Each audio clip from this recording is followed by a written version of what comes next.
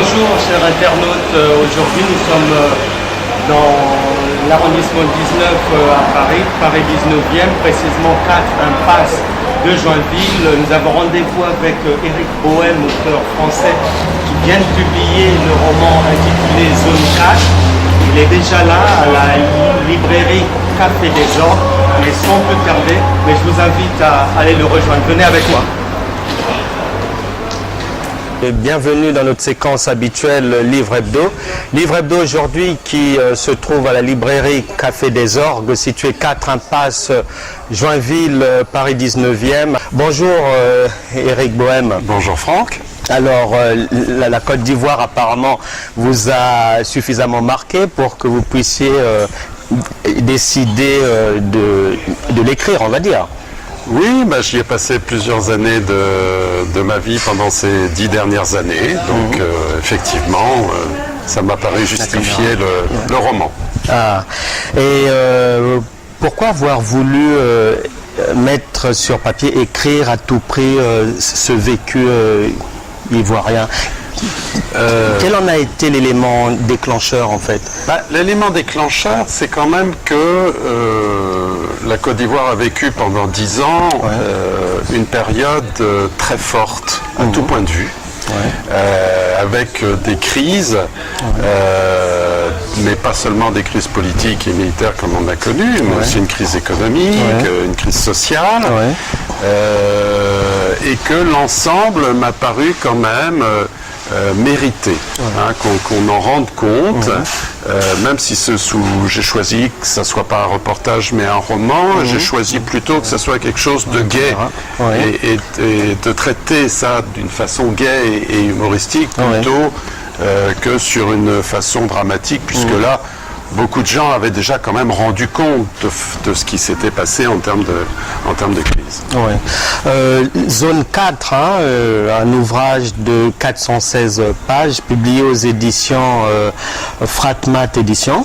À Abidjan. À Abidjan, en Côte d'Ivoire. Et le récit se déroule durant quelle période? Alors, c'est effectivement...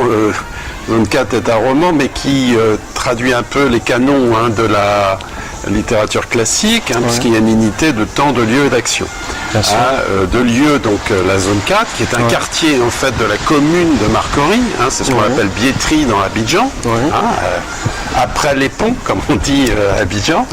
De temps, puisque c'est 2002-2006, ça se déroule pendant, on va dire, 3 années. Et puis d'action, puisque en fait je raconte les aventures, on va dire, amoureuses, sensuelles, d'une quarantaine de personnages. Et quels en sont les principaux personnages? Alors, j'ai choisi... Mais il y a toi-même déjà? Non, moi j'y suis pas. Mais c'est vrai que j'ai choisi le style du journal. C'est-à-dire que le livre est écrit, le roman est écrit à la première personne. Donc ça donne l'impression aux gens que c'est autobiographique. Ça l'est pas, mais je le prends pour un compliment, parce que je me dis que si les gens pensent que c'est autobiographique, c'est que c'est assez sincère et assez bien écrit, sinon ils ne le diraient pas. Alors c'est l'impression que ça donne. Voilà. Donc le personnage principal, c'est ce qu'on appelle un toubabou à Abidjan, donc un Français, qui arrive en Côte d'Ivoire de façon fortuite, professionnellement, et qui tout d'un coup est confronté à ce qu'on va dire être la sensualité d'Abidjan et de la zone 4, et aussi à son humour. Et puis, mais c'est pas le héros, finalement, il est assez ordinaire quand même, ce personnage. On verra aussi qu'à un moment, son épouse s'exprimera dans une petite partie du livre qui ne fait pas beaucoup de pages, mais qui me paraît très importante, parce que c'est le regard féminin sur, on va dire, les aventures de son mari.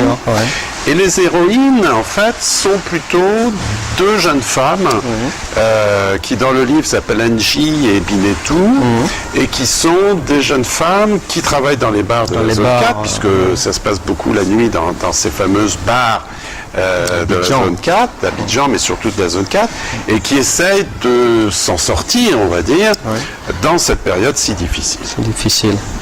Et pourquoi avoir opté pour ce style d'écriture en forme de journal de bord comme ça?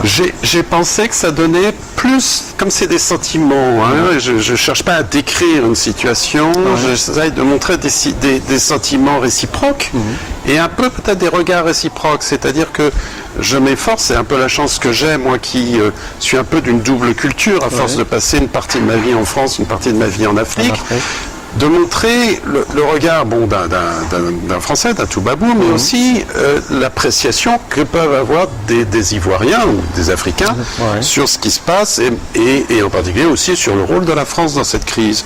Et j'ai trouvé que le journal donnait plus de franchise, plus de sincérité, plus de vérité peut-être que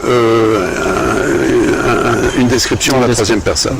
Et au moment de la publication de l'ouvrage, quels ont été les premiers retours de lecture de la part de ceux qui t'avaient lu?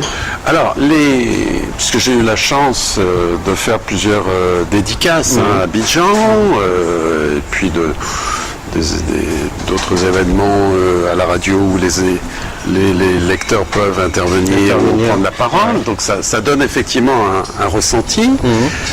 Ça m'a assez amusé parce qu'en fait, je craignais un peu que les Abidjanais me disent mais c'est un regard de blanc, tu n'as pas compris, ou en fait tu n'as toujours pas pigé ce qu'est. Et au contraire, j'ai eu des encouragements, des félicitations très fortes de l'ensemble des Abidjanais, et en particulier aussi tous ceux qui vivent ou travaillent dans la zone 4.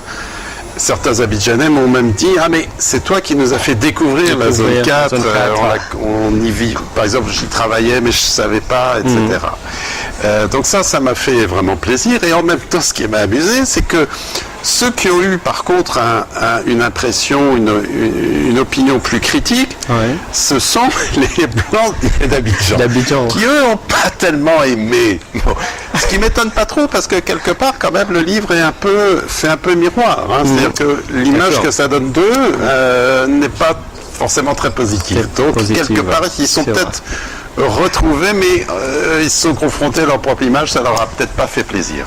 Ça les a mis mal à l'aise. Ça les a dérangés. Et Zone 4 édité à Abidjan. Oui. Pourquoi ce choix? Parce que je voulais m'adresser à un public ivoirien. Donc si j'avais été édité en France, je ne sais pas si j'aurais pu d'ailleurs, parce qu'un éditeur français aurait été intéressé par une thématique qui se déroule à Abidjan, je ne suis pas sûr. Mais j'ai même pas essayé en fait. Moi, on dit toujours qu'écrire c'est... Enfin j'aime beaucoup, on dit toujours. J'aime beaucoup cette phrase qui dit que... Alors malheureusement je ne connais pas l'auteur, mais écrire c'est hurler en silence. Et j'avais forcément quelque chose à dire. Et je voulais le dire aux Ivoiriens, pas aux Français. D'accord. Et où est-ce que le public pourrait se procurer ton ouvrage en France, ici, ou en Europe, ailleurs? Alors, comme un peu malheureusement tous les problèmes des éditeurs africains, c'est qu'on a du mal à être diffusé en Europe, comme vous le savez, pour des raisons économico, logistico, etc. Donc pour ceux qui voudraient lire Zone 4, soit ils vont sur ma page Eric Bohème sur Facebook et puis ils m'envoient un message, soit en fait il faut aller sur Presse Ministère,